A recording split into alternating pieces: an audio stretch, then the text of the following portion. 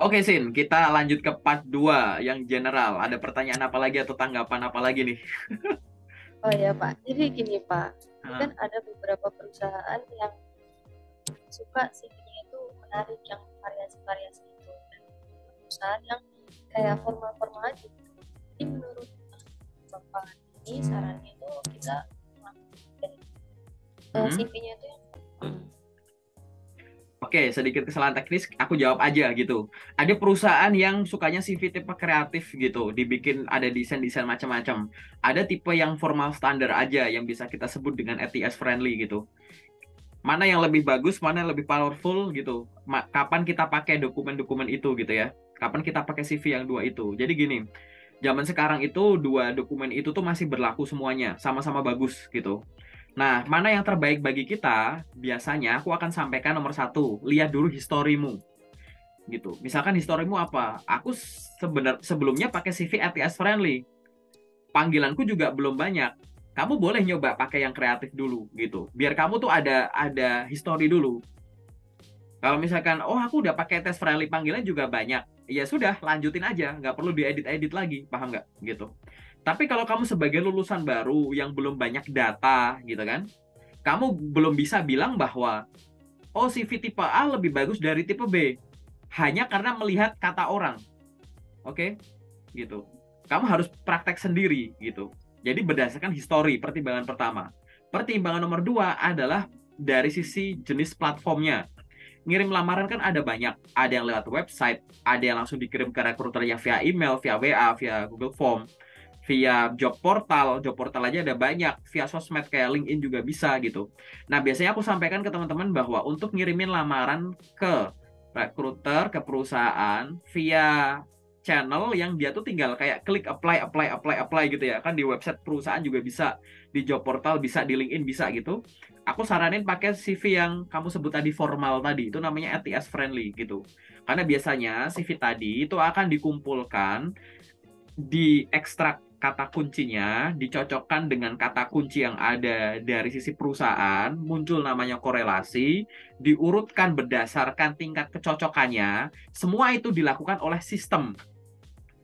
Jadi untuk menyaring dulu semua lamaran yang masuk, disaring oleh sistem dulu, baru nanti diproses oleh rekruternya. Jadi lewat komputer dulu, ya lewat sistem dulu, baru difilter, yang kedua lewat mata. Boleh pakai yang ATS friendly tadi. Tapi kalau kamu ngirim lamarannya via channel yang langsung diterima sama rekruter, misal via email, kamu pakai yang tadi boleh, pakai yang kreatif ada desain-desainnya juga boleh. Kayak gitu. Itu adalah strategi melihat platform. Jadi dua ini bisa kamu kombinasikan nih. Strategi via platform sama strategi via ya histori kamu sampai detik ini gimana. Kalau belum ada histori ya bikin histori dulu. Diuji. Sehari aku ngirim lamaran berapa ya? Oh, aku sekarang masih kerja. Aku sehari cuma bisa rata-rata 20 lamaran. Iseng aja. 10 lamaran pakai yang RTS friendly, 10 pakai yang kreatif. Gitu aja dulu seminggu. Biar kamu nanti bisa bilang, oh ini lebih perform dari ini. Ini lebih baik dari ini. Karena aku udah nemuin 3 orang, 4 orang malah. Satu, tipe orang yang bilang A lebih bagus dari B. Jadi setelah aku ubah jadi A, panggilan makin meningkat. Ada. ATS friendly lebih bagus, Kak. Ada. Ada yang bilang, tapi aku setelah aku rubah ATS friendly malah menurun. Lebih bagus yang kreatif tadi. Ada. Ada yang aku coba dua-duanya, panggilannya juga bagus juga. Sama-sama ada yang manggil dan cukup banyak. Ada. Ada yang aku udah ganti-ganti CV berkali-kali itu nggak ada yang manggil. Ada gitu.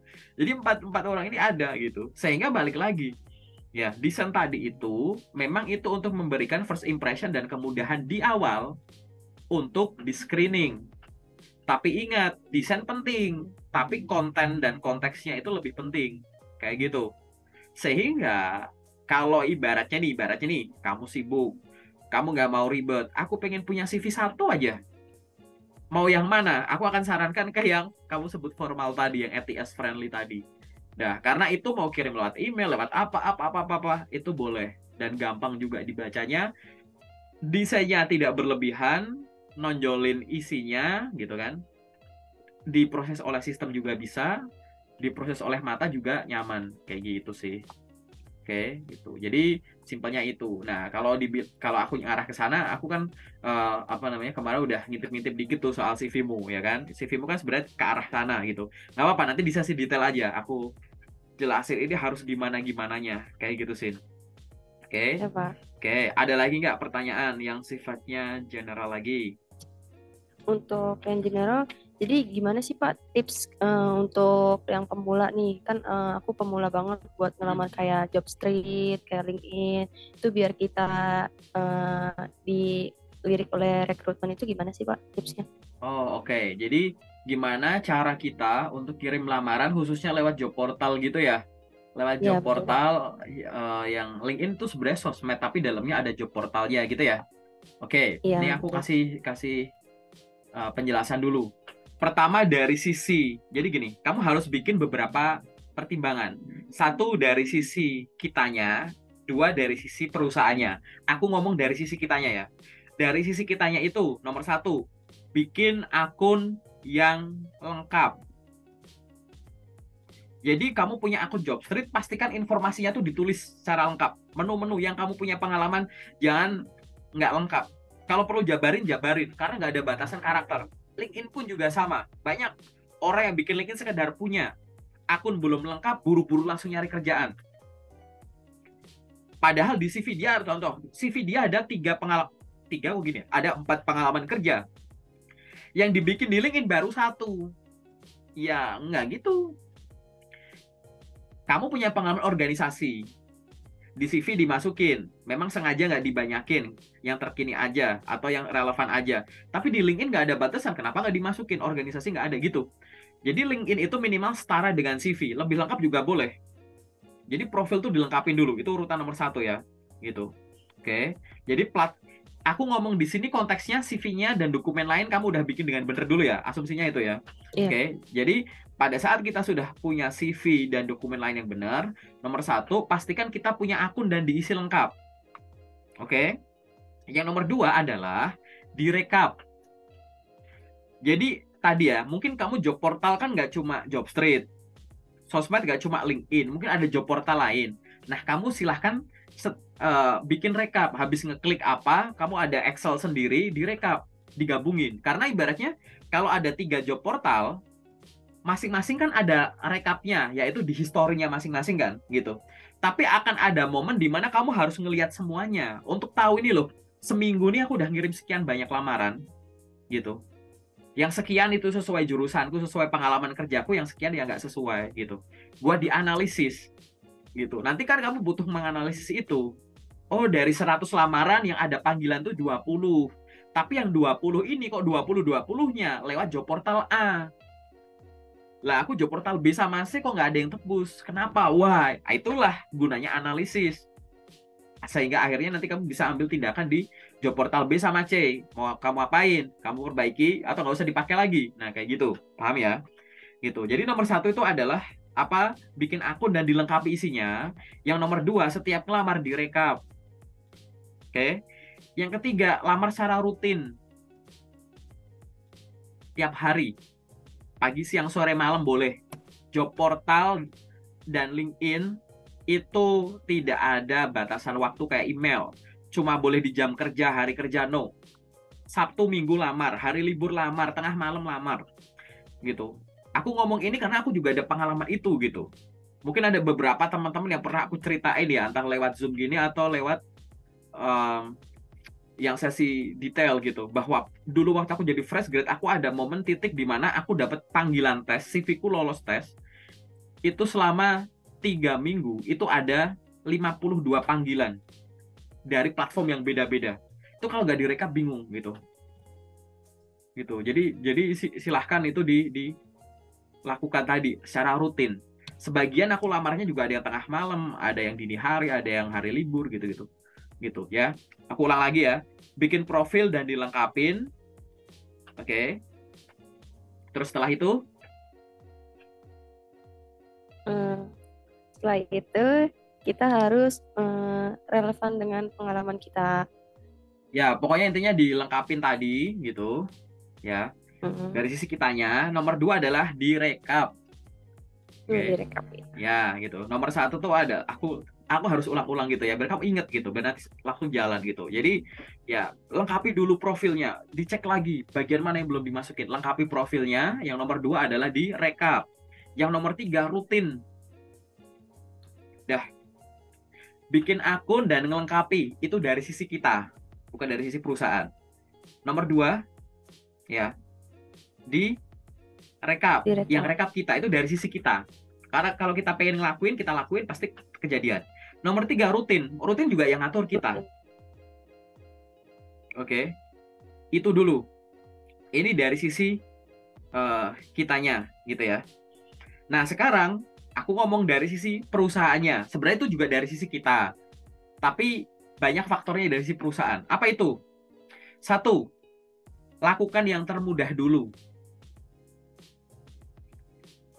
Ngirim lamaran yang termudah itu apa? Mudah ditemukan dulu. Nanti kamu akan ngerasa bahwa loker-loker yang sesuai dengan kamu itu biasanya ada di job portal A. Tapi B, C, D itu kayak rada susah. Ya udah, berarti begitu kamu ngerjain sesuatu, hari baru nih, berarti kamu buka job portal A dulu. Atau misalkan, aku biasanya tiap hari kan Kak bukanya, tapi job portal A itu lebih sering ada loker baru muncul. Kalau aku cari yang terbaru, terkini itu udah beda. Kalau B sama C itu sedikit lebih lambat. Nah, itu indikasi juga. Jadi cari yang termudah. Termudah dari apa? Menemukan loker yang sesuai dengan kamu. Entah dari nemuinya, entah dari terupdate-nya gitu. Oke. Terus apalagi? Kamu ngirim lamaran kan nggak cuma lewat job portal nih, ada yang lewat email juga kan gitu. Nah, termudah itu apa? Dahulukan yang tinggal klik, daripada yang kamu harus ngetik ini, nyiapin ini, ngisi ini gitu, atau nyamperin ke kantornya, ngedrop CV. Itu kalau bolak-balik di tempat tinggal klik udah berapa banyak gitu. Lakuin yang termudah dulu. Oke? Itu dulu ya. Nomor 1 tadi ya, hubungan sama perusahaannya adalah cari locker atau cari platform yang termudah dulu dilakuin. Oke? Nah, selanjutnya cari locker yang ibaratnya tuh dalam tanda kutip ya, mudah nerima kamu gitu. Berdasarkan pertimbangan apa? Ya pengalaman kamu dan pengetahuan kamu gitu. Misal gini, aku punya pengalaman, pendidikanku A. Aku punya pengalaman kerja juga jadi A, staff A gitu-gitu. Dan aku di sini juga nyari kerja juga A iya, B iya, C iya, D iya gitu. Sehingga kamu apa? Berdasarkan histori kamu, logikanya ya, ini kita ngomong secara generalnya tanpa mempertimbangkan kandidat lain, kamu udah punya modal untuk bisa dalam tanda kutip diterima lagi untuk posisi ini karena punya pengalaman gitu. Sehingga gitu, loker-loker di mana kamu punya keuntungan di sana karena lebih tahu, lebih berpengalaman, lebih bisa, lebih familiar, itu diduluin dulu. Banyak orang, aku mau sih Kak, misal first grade nih, aku mau sih Kak kerja yang sesuai bidang atau enggak gitu. Tapi dia duluin yang nggak sesuai bidang, yang sesuai bidang tuh malah dientar-entarin dulu. Padahal dia punya kelebihan di situ. Atau misalkan, kamu udah kerja jadi admin 2 tahun, sales 2 tahun. Nah, kamu tuh mau kerja jadi admin mau, sales mau, gitu kan. Jadi guru mau, tapi di situ kamu sibuk nyari loker guru dulu gitu. Ntar dulu itu. Kamu belum punya kelebihan di situ banget-banget gitu. Yang kamu udah ada kelebihan dan kamu mau, itu yang dieksekusi dulu. Oke? Jadi tadi ya, cari yang termudah gitu ya. Cari yang kamu, apalagi? Lakukan yang mudah, lakukan apply Ya, ke perusahaan yang mudah nerima kamu. betul gitu, yang mudah nerima kamu gitu. Dalam arti kamu kan harus melihat ya gitu. Kamu harus ngelihat kelebihan kamu dibandingin kandidat lain apa gitu. Itu yang nomor 2 itu gitu. Terus apalagi yang strategi lagi dari sisi lokernya. Karena sebenarnya ini kan ada banyak nih ya. Ada job portal, ada apa. Lamar sebanyak yang kamu bisa. Jadi tetapkan target. Bukan lamar asal ya. Kamu nanti harus menetapkan angka di mana gini, 24 jam itu kegiatanku tuh kayak gini. Oke. Nah, total pengalaman kerja yang bisa aku kirim setiap hari tanpa mengganggu jadwalku yang lain itu sekian banyak. Misalkan aku kan sekarang sibuk ini, jam sekarang udah tidur, ini bantuin orang tua, ini gini. Jadi aku sehari itu paling cuma bisa 20 lamaran lah gitu, berdasarkan historimu yang kemarin. Maka coba ke depan, konsisten dulu itu kamu pegang. Oke, seminggu ke depan aku akan ngirim lamaran minimal 20 lamaran. Kalau belum 20 lamaran, aku belum tidur. Gitu. Kamu harus menetapkan target angka tadi. Kenapa? Satu, biar nggak asal ngelamar. Yang kedua, menetapkan target itu adalah cara terbaik mengalahkan mood. Banyak orang itu nggak mood. Sekarang banyak, besok dikit, besok enggak. Besok dikit, besok banyak, besok enggak. Gitu-gitu. Atau minggu ini selang-seling. Satu minggu, minggu ini ianya 5, enggaknya 2. Minggu depan ianya 2, enggaknya 5. Kayak gitu. Mau sebagus apapun sisi CV-mu juga nggak bisa kayak gitu. Oke? Itu dari sisi perusahaannya. Gitu. Jadi pertimbangan soal lokernya, soal job portalnya gitu-gitu. Nah itu dari dua sisi itu yang harus dilakukan sebenarnya. Sehingga kalau dua sisi ini kamu lakukan secara berturut-turut gitu, maka nggak ada tuh yang namanya, kok aku lewat job portal A, B, C nggak ada panggilan. Aku ngirim lewat email kok banyak direspon, tapi lewat job portal, lewat LinkedIn kok nggak ada yang manggil gitu. Itu kayak gitu nggak ada tuh. Oke? Gitu. Ini baru dari sisi kegiatan lamar kerjanya ya, gitu. Nah, aku zoom out lagi. Kegiatan kamu tuh harus dua, gitu. Kenapa? Gini, ada orang yang dapat kerja tuh gara-gara melamar, ada orang yang dapat kerja gara-gara ditawari. Sehingga kamu harus mengoptimalkan kedua kemungkinan ini. Ada yang dapat gara-gara melamar, berarti kan kamu harus melamar dengan cara yang efektif, ya kan? Tapi kok ada yang namanya ditawari. Perusahaan nggak bakal nawarin kamu kalau perusahaan itu nggak tahu kamu itu siapa, bisa apa, dan gimana cara menghubungi kamu. Sehingga gitu, kamu juga harus ngelakuin personal branding dalam tanda kutip, sibuklah di sosmed. Gunakan sosmedmu untuk mendukung pencarian kerja. Paling gampang apa? Job Street, LinkedIn. Kayak gitu. Gunakan sosmed LinkedIn untuk branding, lengkapi profilnya, ya kan?